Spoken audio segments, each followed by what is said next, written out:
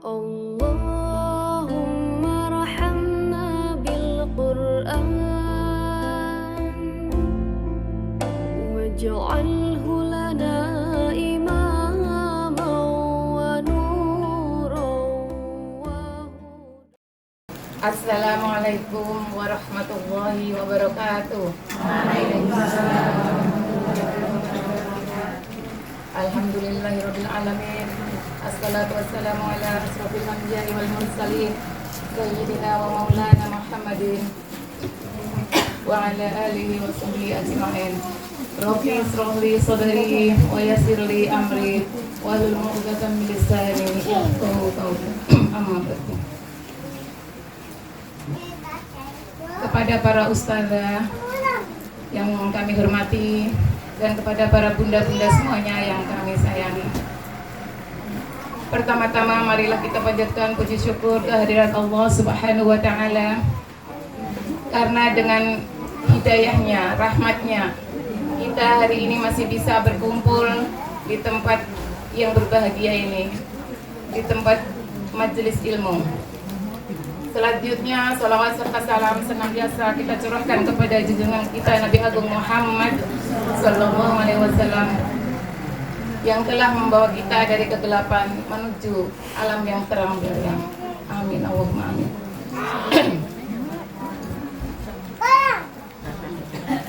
Selanjutnya saya mau ditunjuk sama ustazah untuk bercerita sedikit tentang awal mulanya saya di sini. Gimana Ustaz?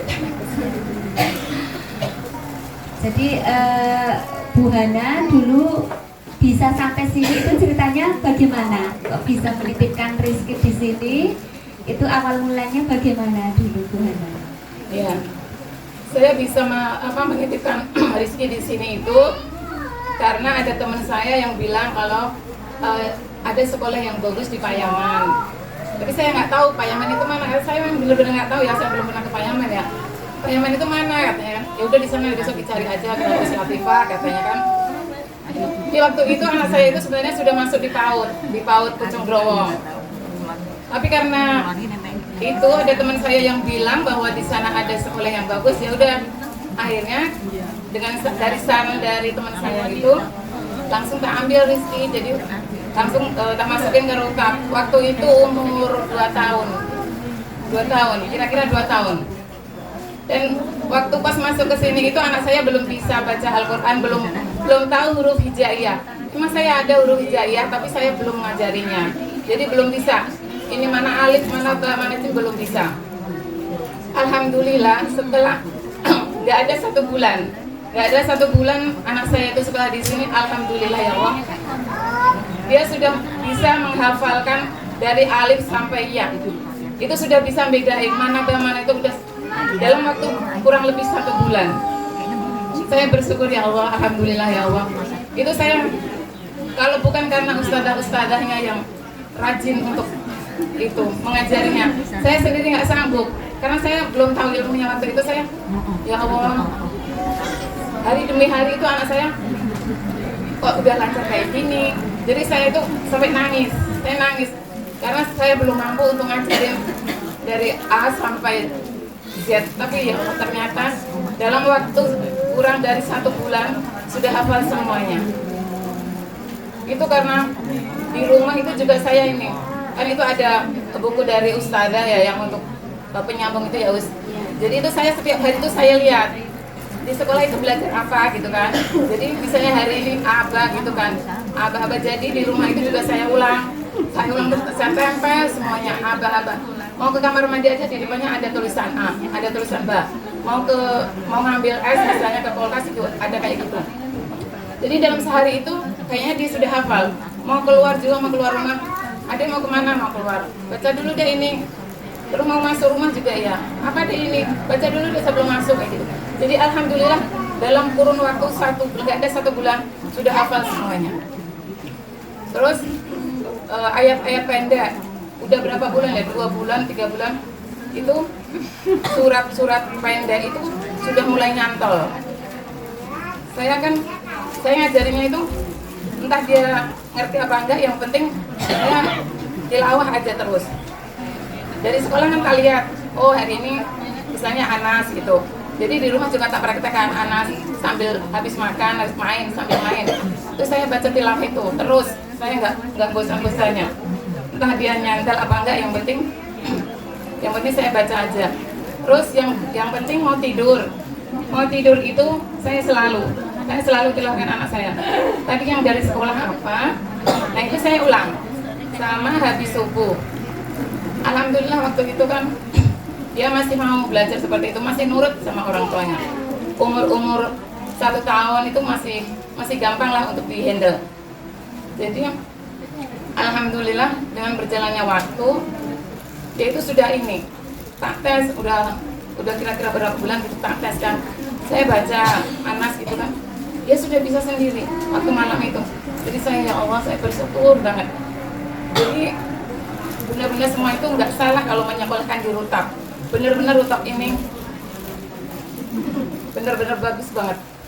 Karena dibandingkan sekolah, dibandingkan TK di tempat saya, PAUD di tempat saya, itu nggak seperti anak saya. Karena saya sampai ditanya gini, itu anak gimana ngajarinya, kayak gitu. Jadi bukan gimana ngajarinya, ini sekolahnya di mana? Sekolahnya di Rutap, aku bilang. Jadi yang ngajarin itu ustazah. Saya cuma bantu di rumah gitu kan. Tapi ilmunya itu dari ustazah yang di Rutap gitu. Kok anak segini kok bisa ya diajarin kayak gitu. Ya, saya dulu juga nggak tahu kok bisa sampai kayak gini gitu kan. Jadi mereka malah heran sendiri. Dan keluarga saya pun, ibu saya, kakak saya juga gini. Kamu gimana cara ngajarin anakmu gitu. Sedangkan yang anak TK aja, yang kakak Rizky, saudaranya Rizky itu sudah SD, dia belum bisa baca, belum hafal dari alif sampai ya itu malah belum bisa. Jadi saya bersyukur bisa ketemu Rutap itu, saya sangat bersyukur. Terus pas itu pas umur berapa ya? Kalau nggak salah 3 tahun. Nah umur 3 tahun itu Rizky itu sudah hafal 15 surat. Bayangin 3 tahun sudah hafal 15 surat. Padahal anak saya itu masih celat ngomongnya. Benar-benar masih celat, masih belum pas gitu. Tapi setelah kenapa saya tahu? Karena saya mengikuti terus setiap hari. Saya tes gini. Misalnya malam ini 4 surat atau 2 surat. Terus besok paginya tak lanjutin lagi 1 surat. Besok lagi tak lanjutin. Jadi waktu itu sampai 15 surat itu umur 3 tahun itu sudah benar-benar hafal. Makanya saya tambah yakin. Ya Allah, ternyata benar-benar bagus banget lah. Dan masih benar-benar Rizky itu masih mau nurut lah. Masih nurut. Beda dengan yang sekarang memang. Kalau yang sekarang. Terus pas waktu umur 4,5 kalau nggak salah 4,5 tahun, itu juz 30 itu sudah hatam. Benar-benar sudah hatam. Luar biasa, alhamdulillah. Nangis saya itu, Bun. Benar-benar nangis saya. Anak sekecil ini bisa hafal dari juz 30, sedangkan ibunya aja nggak hafal. Ibunya nggak hafal sama sekali. Ibunya paling cuma sampai waktu itu sampai sampai Atuha atau apa gitu kan. Terus kebetulan ikut tahsin sama Ais, nah itu belajar menghafal juga. Ya alhamdulillah bisa, walaupun belum pas, makhrajnya belum pas, tapi ya alhamdulillah bisa gitu. Terus sekarang ini Rizky itu di Rutap sudah dari umur 2 tahun, 2, 3, 4, 5, 6, sekarang umurnya 6 tahun. Rizky kayaknya paling lama sekolah di Rutap ini karena dia tertua kali Us. Tidak juga Bu, masih tuaan Karimah. Oh, iya, Rizky itu lama banget di sini. Pernah juga cuti sampai setengah tahun, pernah cuti. Makanya saya sampai takut gimana kalau ini ketinggalan sama yang lain gitu kan. Ternyata alhamdulillah Rizky bisa mengejar ketinggalan yang 6 bulan itu. Makanya saya bersyukur banget. Terus pas umur berapa sekarang umur 6 tahun. Umur 6 tahun lebih 2 bulan. Alhamdulillah anak saya itu sudah menghafal juz 29 sudah kelar kemarin ya Us. Dan saya tes juga Us di rumah. Alhamdulillah yang ngejar itu paling cuma sedikit-sedikit gitu. Tapi kalau diawali dulu itu dia bisa. Alhamdulillah, saya bersyukur ya walaupun anak saya itu benar super aktif sebenarnya Bun. Saya itu kadang sampai ya Allah anak saya kayak gini super bener-bener. Sampai kalau diajarin saya itu sampai kasihan loh sama ususnya itu, karena lari ke sawah, bener-bener lari. Dulu itu nggak seperti itu, tapi nggak tahu sekarang kok kayak gini. Tapi saya tetap berdoa, saya yakin anak saya besok insya Allah entah kapan ya bisa soleh kembali gitu. Karena pada dasarnya dulu dia soleh kok. Cuman akhir-akhir ini mungkin lagi fasenya seperti itu, jadi ya Allah harus banyak sabar, banyak sabar. Yang penting Bun, kita itu jangan putus asa untuk berdoa. Walaupun nggak dikabulkan sekarang, mungkin tahun depan, atau mungkin nggak tahu ya, kalau kita sudah mati mungkin baru dikabulkan, kita nggak tahu. Makanya kita tetap aja, pokoknya pasrah bongkoan ibaratnya. Tapi kita jangan lupa, kita tetap ngajarin anak-anak kita. Kita nggak boleh cuma masrahkan, saya sudah bayar ke rutab, jadi untuk apa kita harus ngajarin lagi? Enggak, itu salah besar. Kita itu harusnya yang lebih banyak waktunya sama anak-anak kita, jadi kita yang harus ngajarin.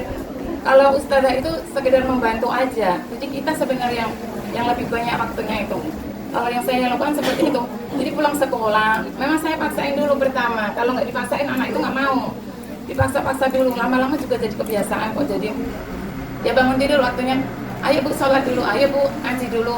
Nah udah seneng kan kita kayak gitu. Awalnya dipaksa, tapi nggak apa-apa. Mumpung masih kecil, jadi di itu dulu, biar kita bisa pegang dulu gitu kan. Tapi alhamdulillah sampai sekarang walaupun seperti itu ya keadaannya, tapi saya tetap bersyukur banget, karena yang dari dulunya dari nggak bisa, dari 0 sampai sekarang umur 6 tahun sudah bisa hafal 2 juz. Bayangin 2 juz loh, kita bisa nggak ngapalin dalam waktu berapa 2 juz? Kayaknya nggak bisa, karena kita umur kita yang udah ini ya Allah. Dan saya bangganya gini, yang teman-teman Rizky yang usianya sudah ada yang 9 tahun, 8 tahun, yang sekolah di SD, itu masih menang Rizky kalau di ini. Karena saya tes hafalannya, ayo dek, ini kan udah umur 9 tahun, hafalnya sampai berapa gitu kan. Sampai kadang cuma sampai 3 ayat, sampai yang trikul itu aja. Sedangkan Rizky dites sama saudara-saudaranya, benar-benar Rizky, alhamdulillah anak saya ini berkat, semuanya berkat ustazah-ustazah yang di Rutab. Kalau saya nggak ketemu di Rutab ini, mungkin anak saya juga belum seperti itu. Mungkin masih seperti yang lain, masih sampai Al-Kafirun mungkin. Iya, makanya saya ya Allah, saya benar-benar bersyukur di sini. Anak saya bisa seperti itu. Walaupun memang ya mungkin hari ini sekarang ini mungkin lagi fasenya untuk kurang nurut sama orang tuanya ya Us. Padahal ya sudah sering Us di ini nurutlah sama ustazah gitu. Kalau saya lihat emang lebih nurut ustazahnya daripada ibunya ya Us. Kalau sama ibunya kadang-kadang pokoknya sampai kalau nggak sabar Us benar bisa darah tinggi. Tapi untungnya ini Us saya daripada nanti darah tinggi daripada ini udahlah sabar aja kayak gitu Us. Saya sama bapaknya yang suka nggak ini, yang suka nggak kurang sabar memang.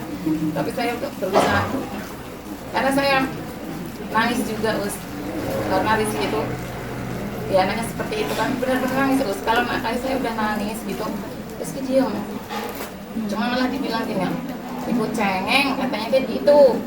Terus saya kan kalau marah saya diem aja terus. Pas mau tidur juga dia tetap minta dipeluk Us.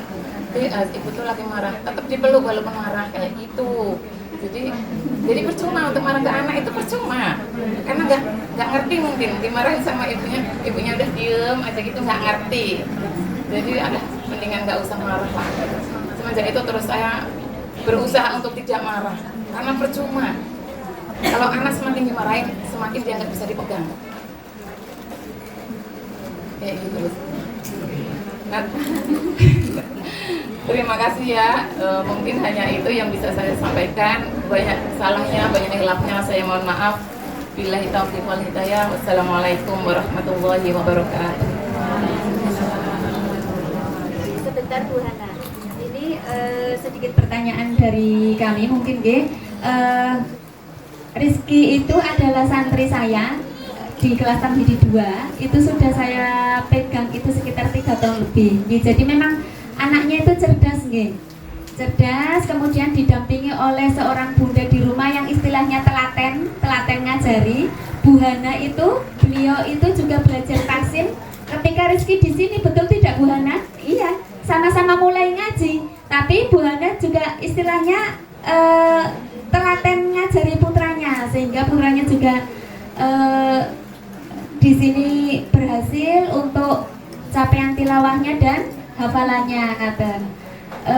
Bu Hana pernah buatan jenengan terpikir ketika dulu Rizky sempat syuting nggih, Nun Sewu akan memberhentikan Rizky dari Rutab Al-Qorni karena dulu kalau nggak salah ketika setelah pandemi itu atau pas pandemi Ibu Hana, Rizky itu sempat cuti selama kurang lebih 1 tahun atau berapa Bu Hana? Hampir 1 tahun. Itu saya benar-benar nangis saya.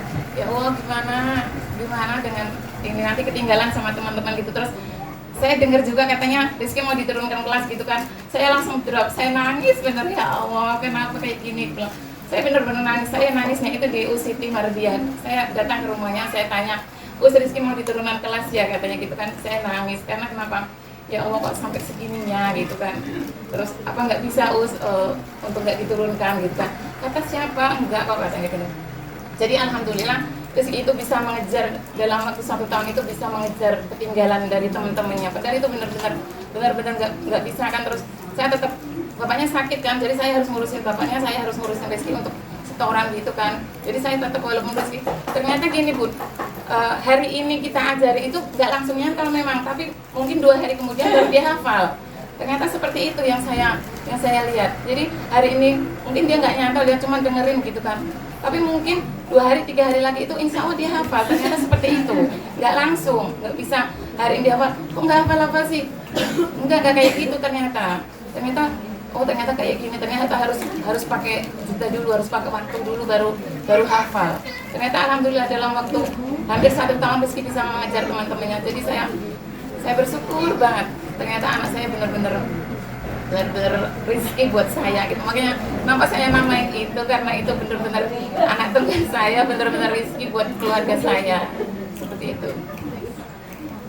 Mungkin Bu Hana ada kendala lain selain sistem pendampingan di rumah?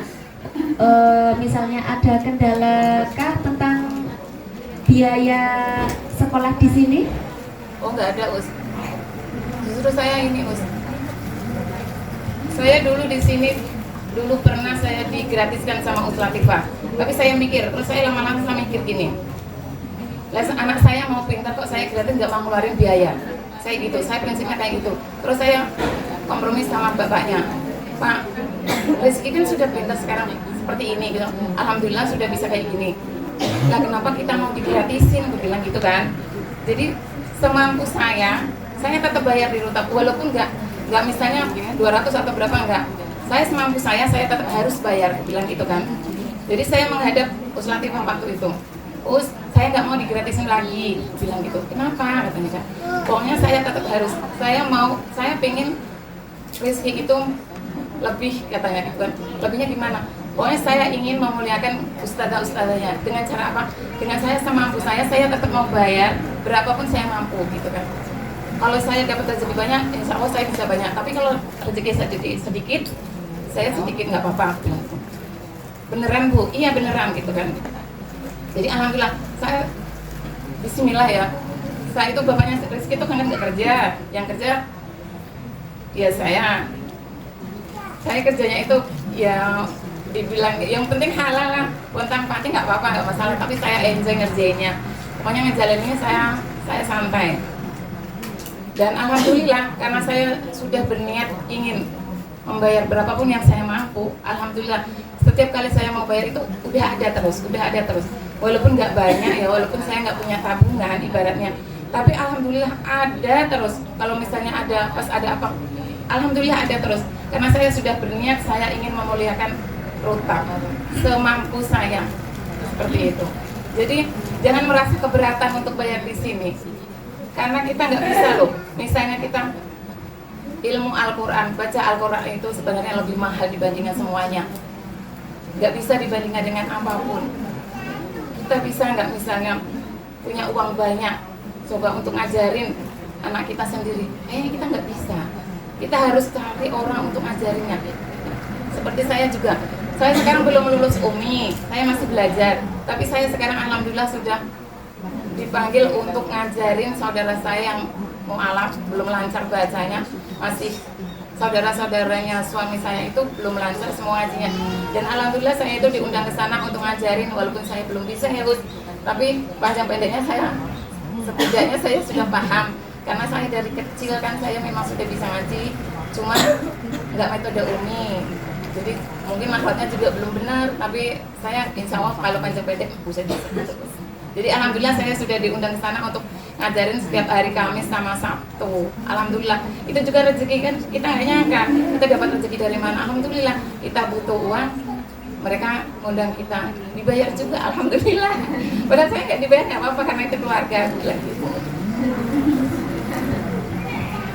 Mungkin ini yang terakhir Bu Hana, mungkin apa pesan-pesan yang bisa jenengan sampaikan kepada bunda-bunda yang lain untuk menyemangati agar bunda-bunda bisa mencapai seperti Mas Rizky, jadi di sini full sampai dengan wisuda, bahkan lebih dari setelah wisuda pun masih di sini karena memang usianya masih kurang untuk masuk SD. Biar bunda-bunda yang lain juga semangat.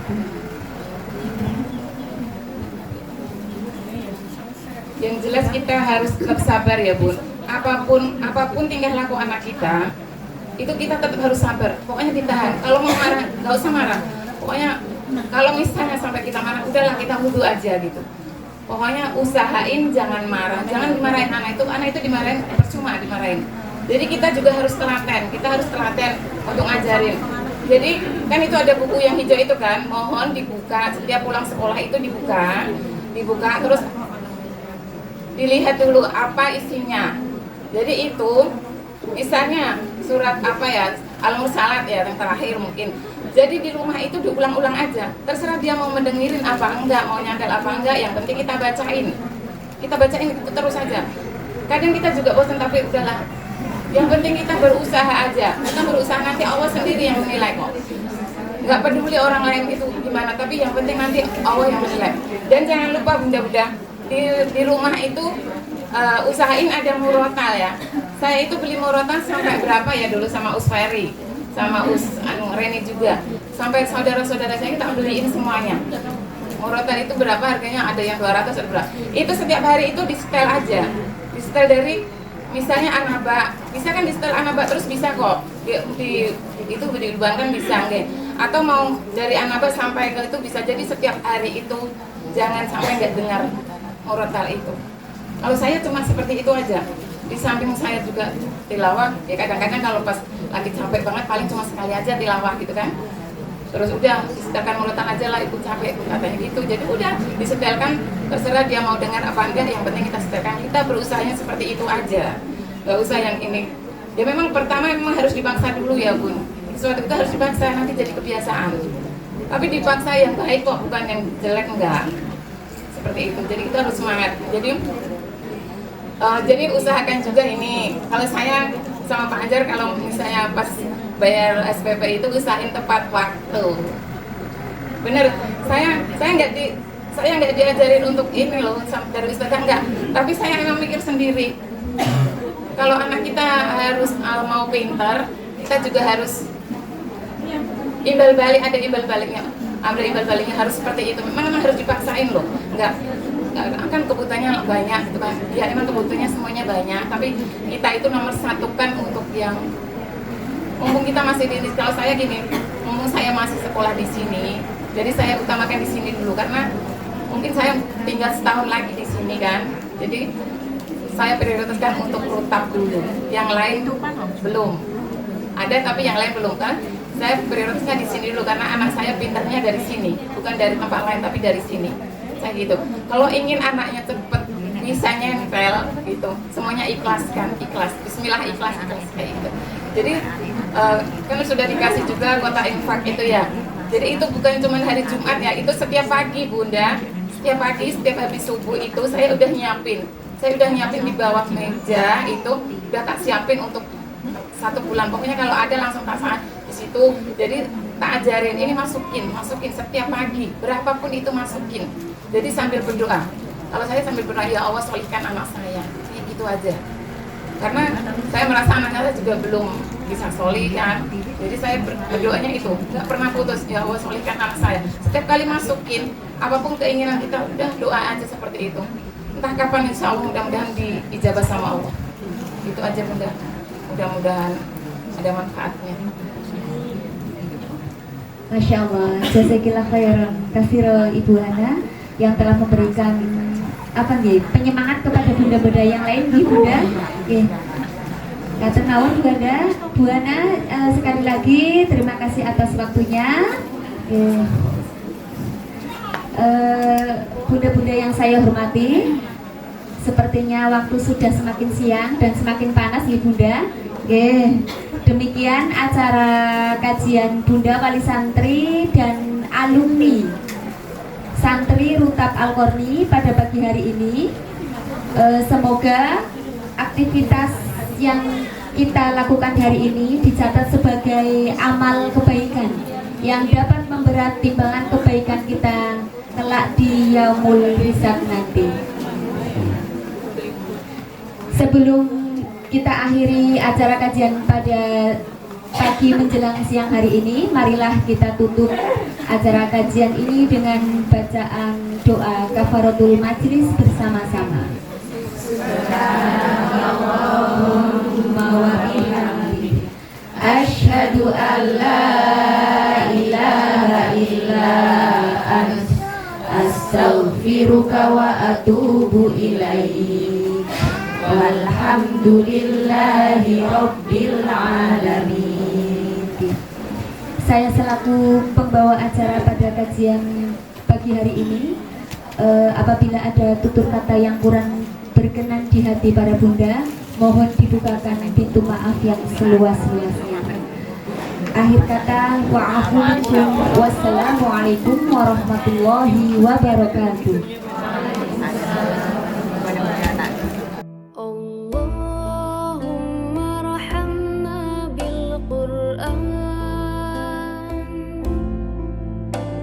واجعل